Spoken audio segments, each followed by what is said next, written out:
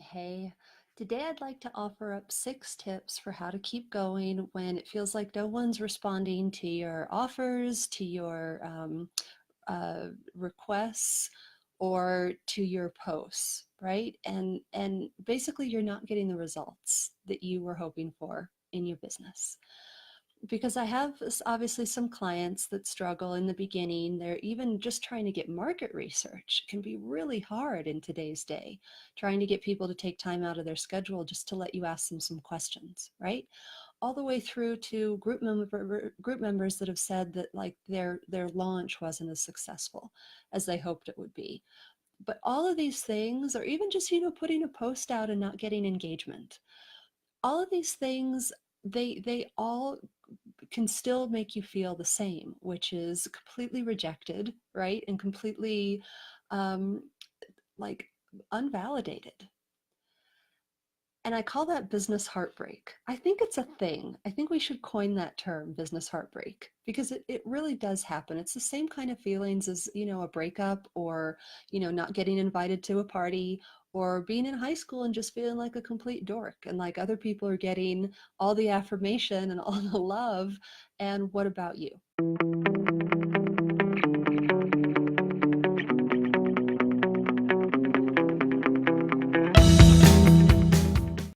So first of all, that's totally, totally natural because it's coded into us for survival. We weren't going to survive on the savannah if we got kicked out of the tribe. And the legacy that your ancestors have bequeathed to you is the people that were most susceptible to that pain, that most wanted to like not rock the boat and to be included and to get that validation. Those are the ones that survived. And so that's the legacy that you're carrying in your brain right now. The problem is that obviously some things don't serve us as they did for survival. They don't serve us in this modern era. I brought up the example of monogamy before. Like there would be no monogamy if we were all relying on our basic human instincts, right? And the same thing here. There'd probably be no entrepreneurship if we were all allowing that part of our brain to always run the show. So the downside is you are going to feel those emotions because they're so natural, but you can choose to not stay with them forever. So the really important thing is that when you're first feeling that way, be really careful of assigning meaning, because that's what we want to do as humans. We want to assign meaning to everything. But the problem is that your brain is trying to keep you safe. So it seems pretty logical. I put out a post, for instance, I put out a post, I didn't get the engagement I wanted. That hurt, that feels bad. Don't put out any more posts, right? Tell me if you have ever had this feeling before where you've just said, you know what? Why don't I? I think I just shouldn't put out any more posts anymore because this just sucks. Or I shouldn't put out any more offers, or I shouldn't do anything. There's that part of your brain. I mean, is it just me that immediately jumps to the meaning of I'm a failure, I suck, I just shouldn't even be trying to do this?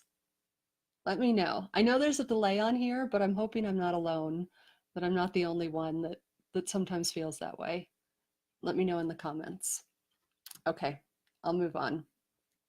So the good thing is it won't last forever, right? That feeling won't last forever, and you really want to wait until you're in a better place before you start assigning meaning, before you start saying, maybe this is the wrong offer, maybe this business isn't going to work, maybe I'm not going to be an entrepreneur.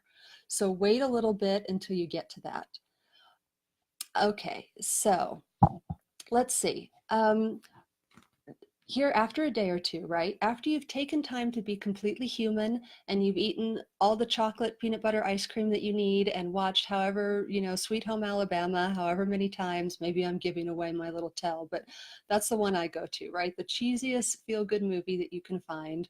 Or maybe you go out and you buy yourself like this great, really expensive power lipstick, right? You do these things that you need to do to kind of lick your wounds and feel better. Once you get past that, caring for yourself, then let's talk about how to move forward. I've got 6 tips for you. They're going to be really helpful. Number one, the biggest shift you can do is to think like a CEO. So instead of Jenna the person, I'm now Jenna Inc. And it sounds simple, it sounds little, but it's huge, because if you were in a company and you were putting out, they never put their first prototypes out just as they are. They make a prototype, right? It's a working prototype. They test it with a market, then they go back, they tweak it, they optimize it, and that's really what we're doing too. We are all the time we're validating our ideas, and obviously I work with people that are starting out, so we're validating our ideas, but people, six-figure, seven-figure business owners are doing this all the time too. They're testing new ideas and validating it. And it does, if something doesn't work, it doesn't mean that they're a failure. It means that that business effort failed. And that's okay, because that's what it takes to find out what actually works for you. Okay. Number two is really to just ground yourself in the fact that you have to earn it. And this is hard because when we're used to working on a personal level with people, we tend to say, like, there are certain norms. And so we say people should be more receptive, people should be more giving. But in the online space, it just doesn't work that way. People have such short attention spans, and this isn't your personal feed, right? It's not your Aunt Patty anymore that already has this great relationship with you and wants to see everything you have to put out there or to say. These are people that really don't know you yet, don't trust you potentially, and so you've got to earn it step by step. And so sometimes it's just like, um, just realizing that it's an algorithm thing as well. Like, people that have been doing it longer, have been earning the trust longer, their posts will be shown to more people on whatever platform. You may actually be getting a higher percentage of engagement. For instance, I just keep talking about posts, but like I said at the beginning, this can be, group programs that you're launching. This can be posts you're putting out. It could even be just asking for market research at the very, very beginning of your business. But let's just take the example of posts with algorithms. People may not be seeing your post as much yet. And so you may look over at Mary, who's getting hundreds of likes, but maybe Facebook is showing her post to thousands and thousands of people, and she's only getting a 5%, engagement rate. Whereas Facebook's only showing your post to 10 people, and like 5 people said that they actually liked it. So keep that in mind. You got to earn it bit by bit. Number three, you are still learning, but this isn't all you've ever got to give, right? You're going to get better and better. And why should it happen overnight? People study for years and years for their professions, and they put in their 10,000 hours, and we take that as normal, right? We think, oh, of course, doctors, lawyers, whatever, of course it takes time for them, but not for me. As an entrepreneur, I should be able to just go out there and do it, like all these overnight success stories that I hear about. Unfortunately, it does take time because you are mastering this skill of online marketing, and that shit ain't easy. If it were, everyone would be doing it. And I know we look around these groups with 20,000, 30,000 people, and we think everyone's an entrepreneur, everybody's doing it. But that's not true, because if you just look around your neighborhood, you'll see that not everyone's doing it. And there's a reason why. It's a little difficult. You got to build up that skill.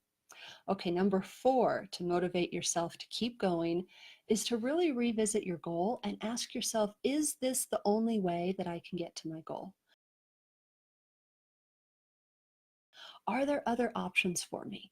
Because when you're too attached to that one goal or that one way of doing things, unfortunately, with that energy, you're less likely to actually get that thing that you want, to get those results, to get those responses. So it can really help to just know that there are other opportunities available to you. So can I accomplish it another way? For instance, let's just go back to this whole analogy of like posts again, of posting things. It has happened to me several times that somebody has seen a post of mine, booked a discovery call, became a client on that call, and never even liked the post. They never even put like on that post. So it took some time for me to get this and realize this, but I've started to realize that for me right now in my business, engagement and revenue are two completely different things. What's important to me is that the right people are motivated to take action, as opposed to the fact that I'm getting lots and lots of people liking that thing. And again, with market research, you maybe don't need, sometimes I see people put out requests for market research and they'll get like 50 responses. You may not need 50 responses. And you may not need to even put out a post in an online group. Maybe you know people, if you think about it, or your network knows people that you can actually talk to. So just getting in, like working those problem solving muscles is going to serve you so long in the future. So get really creative with that. And by the way, let me know if any questions are coming up throughout any of these, or any kind of, yeah, but Jenna, anything, we'll totally hash them out right now. That's what I'm here for. But in the meantime, I'm going to keep going for those people that are short on time, because we've only got 2 left. Number 5 is really to ground yourself in possibilities over pitfalls. So going back to that meaning that we assign, an event happens, we assign a meaning to it because we're human, that's what we do. And so often that meaning is, I suck, this isn't working, this business isn't going to happen, negative, negative, negative, right? But what if, so even if you hear your voice saying something negative, quickly just ask yourself, but what if? And make yourself fill in the blank right there.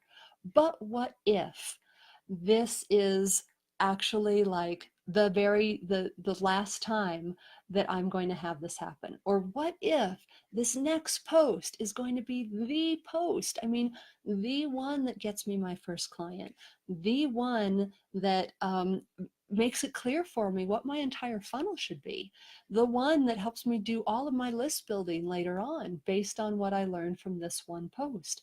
Imagine if you were to quit right now, because what if? It's so powerful. What if? That just those 2 words can change everything for you. Um, Number 6, there are more resources available.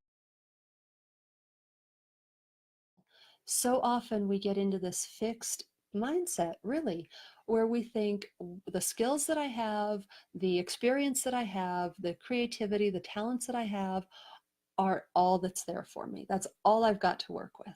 But the truth is, every single one of us has so much more inside than we give ourselves credit for, and that we even know is there.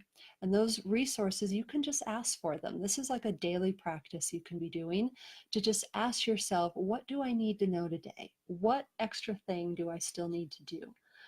And it doesn't all have to come from within, right? It's not all the pressure on you. So many people pray for guidance, totally valid. So many people go to their counterparts and ask for guidance, to brainstorm, to think of different ideas. Hey, what do you think about this? They build networks and they come up with different creative solutions, because where you are right now is not all that is available to you. There's so much more. And here are just to get the wheels going, and this is the fine line of coaching, because really you need to help people develop those problem solving skills, even though you're dying to just rush in and get the results and solve everything for them. But in the long run, the one that's going to help them the most is when we all learn to do it for ourselves, right? But for those of you that are struggling with, for instance, market research, let me just give you some quick, suggestions to kind of get that oil moving in your brain. One is to offer something of value in return. And like I said, this is market research, or this is anything. This is if you're using my birthday cake strategy, if you want to go back and watch that video, if you're just trying to get people on the phone, you could be offering something of value in return, right? Rather than just asking for a give. You could be making personal requests. So say, we don't just have to put out a post and hope that people will, and be receptive for people to respond to us. We can be more actively engaged. If I still do this to this day, if I see somebody that has posted something that sounds exactly like my ideal client, and I'm just so curious and genuinely interested to dig in a little more to why they're thinking that way, or how they're thinking, or what their objections are, I'll ask them right there in the comments, hey, I know this is a little unusual, but it would be so, so helpful for me if I could just ask you a few quick questions about that. Absolutely no pitch, of course. Wish I didn't have to say that, but so often we need to say that nowadays. So it would just be such a great help to me. People always say yes, right? That's the difference between that personal interaction versus just scrolling through a scroll and tending to think, oh, someone else will respond to this person, right? Okay, another one is, of course, asking for testimonials. A lot of times people feel more inclined to do something or take that extra step if they know there's no catch, right? If they know that right up front, what I'm going to ask for you from you is a testimonial. That can be really helpful. Another thing is to just get group members going. If you have, for instance, if you can get 100 people into your group, and then you can start testing little mini offers there or little mini things because you have a more dedicated group, sometimes that will work better for you than posting it in somebody else's group. Um, and then, of course, just offering to do free whatever it is that you do.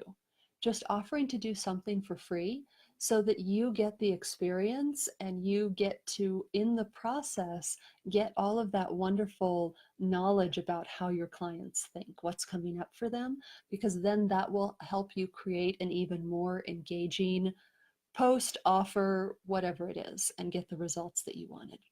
So those are just a few like ideas to get the wheels moving, and just know that it's tough, yes, but you are up to the challenge. You are, if you choose it. Seriously, it's a choice every single day to just dust yourself off, get back in the ring, and keep going.